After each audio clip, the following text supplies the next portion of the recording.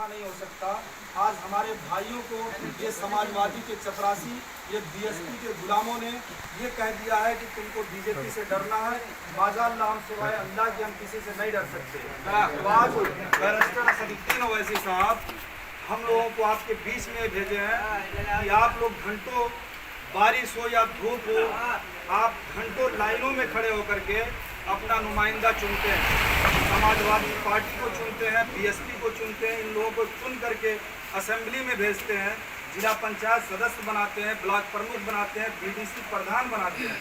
लेकिन आप बताइए, चाहे सांसद हो चाहे विधायक हो, आपके लिए कोई आवाज़ नहीं उठती। जब पार्लियामेंट में आपकी शरीयत की बात होती है तो ये गूंगे बहरे की तरह उसी हाउस के अंदर बैठे रहते हैं, लेकिन इनकी हिम्मत नहीं होती कि आपके लिए आवाज़ उठाएं। तो आपकी जिम्मेदारी है कि असदुद्दीन ओवैसी साहब, चाहे वो शरीयत की बात हो आपके लिए खड़ा होता, चाहे आपके एनआरसी सीए की बात हो आपके लिए खड़ा होता, या कहीं भी आपकी लिंचिंग होती है तो भी एक मर्द मुजाहिद खड़े होकर के आपकी नुमाइंदगी करता है। मैं उसमें एक बात कहूँगा आपको, किसी खालू या फूफा के मर जाने से बच्चा यतीम नहीं होता है। पीछे तक आप लोग ज़रा मेरी बात को गौर करिएगा। किसी खालू और फूफा के मर जाने से बच्चा यतीम नहीं होता है। जब तक उसका बाप न मर जाए वो बच्चा कहता है कि मेरा बाप अभी जिंदा है। यहाँ तक कि अगर उसका बाप लकवे की हालत में होता है तो भी वो बच्चा कहता है कि मेरा बाप अभी जिंदा है। लेकिन अगर वही उसका बाप जब मर जाता है तो बच्चा यतीम हो जाता है। उसी तरह से जिन कौमों की क़यादत छिन गई, जिनकी कोई लीडरशिप अपनी पार्टी नहीं है, वो कौमें यतीम हो गई। चाहे वो समाजवादी पार्टी हो या बीएसपी हो, वो आपकी नुमाइंदगी नहीं कर सकती है। वो आपके वोटों को लेगी 22% वोट को, और अखिलेश यादव भैया वो सीएम बनेंगे, आपका कोई डिप्टी सीएम नहीं बनेगा।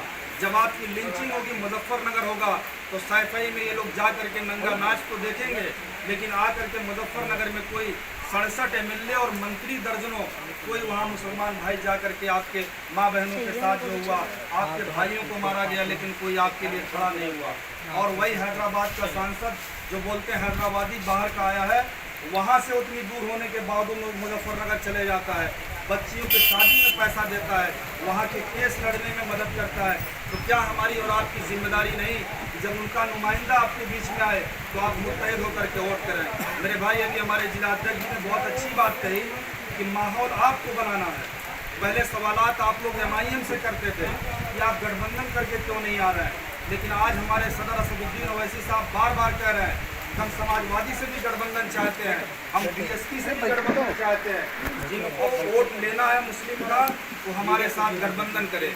अब आपके पास समाजवादी का कोई अगर आए नुमाइंदा, तो ये आपकी जिम्मेदारी है कि उससे सवाल करें कि अगर आप आओगे तो गठबंधन क्या आओगे तभी हम आपको वोट देंगे, नहीं तो हम एमआईएम को वोट देंगे, लेकिन तुमको वोट नहीं देंगे। जब आप लोग ये माहौल बनाएंगे हर एरिए से, तो मैं बता रहा हूँ कि अखिलेश यादव को हैदराबाद जाकर के गठबंधन की बात करनी पड़ेगी। जो अखिलेश यादव 7% होने के बावजूद वो अपने आप को बड़ी पार्टी बोलता है, और आपकी और हमारी तादाद 22% है। वो अखिलेश यादव पिछले 2-3 दिन में बोला कि हम छोटी छोटी पार्टियों से गठबंधन करेंगे।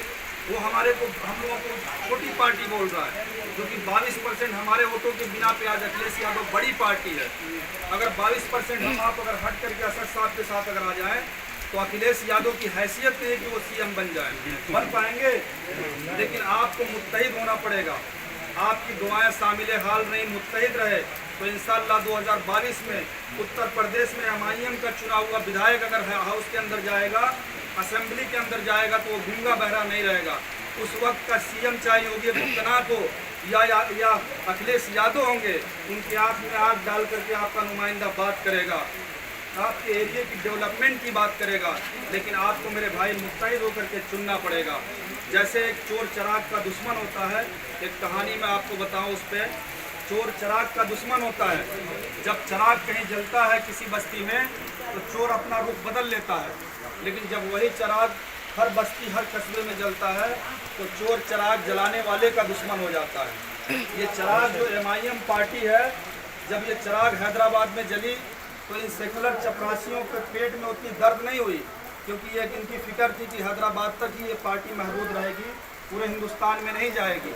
लेकिन जब आपकी हमारी पार्टी है हैदराबाद से निकल के महाराष्ट्र को गई, वहाँ भी हमारी पार्टी को कामयाबी मिला, फिर वहाँ से निकल करके बिहार में गई और अल्हम्दुलिल्लाह आप लोगों की दुआओं की वजह से वहाँ भी 5 विधायक हमारी पार्टी के चुन करके आए।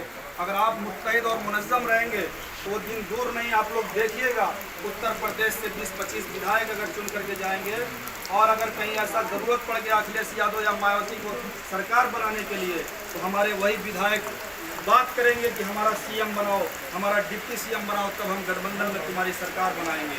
तो आपको मुत्तहिद होना पड़ेगा। जैसे आपने कहा, काशीराम साहब ने क्या कहा था कि पहला इलेक्शन हम हारेंगे, दूसरा हराएंगे, तीसरा हम जीतेंगे। तो हम कम से कम इस पोजीशन में हैं इस वक्त कि दूसरा इलेक्शन हम जीतने के पोजीशन में हैं। अगर सब लोग आप लोग इकट्ठा हो जाएंगे तो इंशाअल्लाह हम लोग कामयाब होंगे। और ये जो डर दिखाने के लिए समाजवादी के गुलाम आएंगे आपके बीच में, आप उनसे कहिए कि मुसलमान अब डरने वाला नहीं। हमने मोदी की भी हुकूमत देख लिया, हमने योगी की भी हुकूमत देख लिया, क्या नुकसान हुए हमारे को? हम लोगों को कुछ नुकसान हुआ? थोड़े बहुत मसले मसाइल सब गवर्नमेंट में हुई। सबसे ज़्यादा अगर दंगे किसी की हुकूमत में हुई तो यही मुलायम सिंह यादव, अखिलेश यादव की हुकूमत थी, जिसमें तमाम दंगे हुए हमारी और आपकी बनाई हुई हुकूमत थी। हमने और आपने वोट दे करके बनाए थे ना कि हमारी मस्जिदें शहीद नहीं होंगी, हमारे बच्चों का मुस्तकबिल अच्छा होगा, हमारे भाइयों की शहादत नहीं होगी, हमारे लिए आरक्षण दिए जाएंगे, हमारे लिए तमाम वादे जो किए गए थे वो काम किए जाएंगे। लेकिन अखिलेश यादव सीएम बनता है और सीएम बनने के बाद ना आरक्षण मिलता है, न मुजफ्फरनगर दंगा रुकता है, न इखलाक की लिंचिंग रुकती है, न हमारे भाइयों की जो केसेस थे उसको हटाया जाता है, बल्कि सब मलाईदार मंत्रालय भी इन्हीं के पास। आज आजम खान बताइए जेल में है, कोई पूछने वाला नहीं। आज मैंने बैनर देखा लखनऊ में, इनकी होर्डिंग लगी हुई है, उसमें आजम खान का पोस्टर तक नहीं, उसमें फोटो तक नहीं है। आप बताइए कहाँ क्या क्या हो रहा है? आपके बीच में विश्व हिंदू परिषद का आरएसएस माइंड रखने वाला आज समाजवादी में आ चुका, आपके एरिए का है। आज वो समाजवादी वाले माला पहना रहे हैं उसको, तो क्या वो सेकुलर हो गया? जो जहन कम्युनल रखने वाला क्या सेकुलर हो जाएगा समाजवादी पार्टी में? तो हम लोग तो दलितों को भी जोड़ रहे हैं, सबको जोड़ रहे हैं, ओम प्रकाश राजभर साहब को भी ले रहे हैं। आप लोग मुत्तहिद रहेंगे, 22% उत्तर प्रदेश की आवाम इकट्ठा जब हो जाएगी तो इंशाअल्लाह ये लोग गठबंधन भी करेंगे, अच्छी खासी इंशाअल्लाह ये लोग सीटें भी देंगे। लेकिन आप लोग एक काम करें, अपने अपने गांव में कैडर को बनाएं, एक एक लोग MIM का संगठन का हिस्सा बनाएं। देखिए असदुद्दीन ओवैसी साहब हर एक गली में नहीं आ सकते, जिसको अल्लाह ने जितनी ताकत दिया वो अपने हिसाब से संगठन को खड़ा करे। जिसको गांव में संगठन खड़ा कर सकता है, एक ये मजलिस तादुल मुस्लिमीन एक तहरीक है। हम लोग कोई नेता बनने के लिए नहीं आए, अल्लाह रोजी न करे वो हराम का पैसा कमाने का। हम लोग आए हैं तो सिर्फ तहरीक का हिस्सा बन करके आए हैं। अगर कल को इलेक्शन में टिकट किसको होगा, MIM पार्टी को होता है या गठबंधन में किसी और को जाता है, मैं लड़ता हूँ, हमारे जिलाध्यक्ष जी लड़ते हैं, कौन लड़ता है वो आगे तय होगा। लेकिन आज जो हम लोग मेहनत कर रहे हैं सिर्फ इसलिए कर रहे हैं कि हमारे जो जमात है MIM पार्टी, असदुद्दीन ओवैसी जो हमारे पार्लियामेंट में हमारे लिए लड़ाई लड़ रहा है, तो हमारी जिम्मेदारी है कि हम उसको मजबूत करें। देखिए एक बात बताऊं, इस मुल्क का दारुसल्तनत बेशक दिल्ली शहर है, ये हम सब जानते हैं कि इस मुल्क का दारुसल्तनत दिल्ली है, लेकिन अगर हकीकत में कहा जाए तो मजलूमों का अगर दारुसल्तनत अगर कोई है तो वो शहर हैदराबाद है। क्योंकि अगर कहीं भी हमारे भाइयों को मारा जाता, गर्दन पे छुरियाँ रखी जाती, तो अगर वो देखता है तो एक नज़र उठा करके हैदराबाद में असदुद्दीन ओवैसी साहब की तरफ देखता है। क्योंकि अगर कोई आवाज़ उठती है उसके लिए, चाहे वो आपका बच्चा हो या मेरा बच्चा हो या हिंदुस्तान में किसी मजलूम का बच्चा हो, वो अगर देखता है तो हैदराबाद के असदुद्दीन ओवैसी साहब की तरफ देखता है।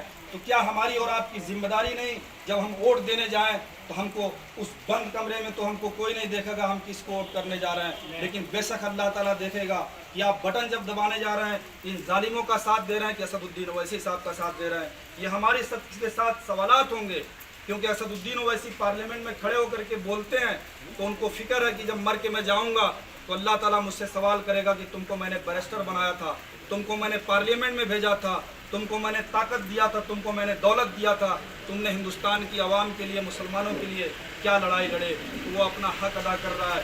हमारी और आप सबकी जिम्मेदारी है कि हम लोग भी कांधे से कांधा मिला करके मुत्तहिद होकर के मजलिस इत्तेहादुल मुस्लिमीन को कामयाब करें। जब वक्त आए तो MIM पार्टी के लिए पूरे इस एरिया की पूरी फौज दिखनी चाहिए और एक एक बच्चा, एक एक नौजवान, एक एक हमारे बुजुर्ग लोग मुत्तहिद होकर के कांधे से कांधा मिला करके MIM पार्टी को कामयाब करिए। यही सब बातें आप लोगों का कहनी थी। आने वाले दौर में जब प्रोग्राम होगा तो इंशाल्लाह पूरी बात रखी जाएगी। अस्सलाम वालेकुम।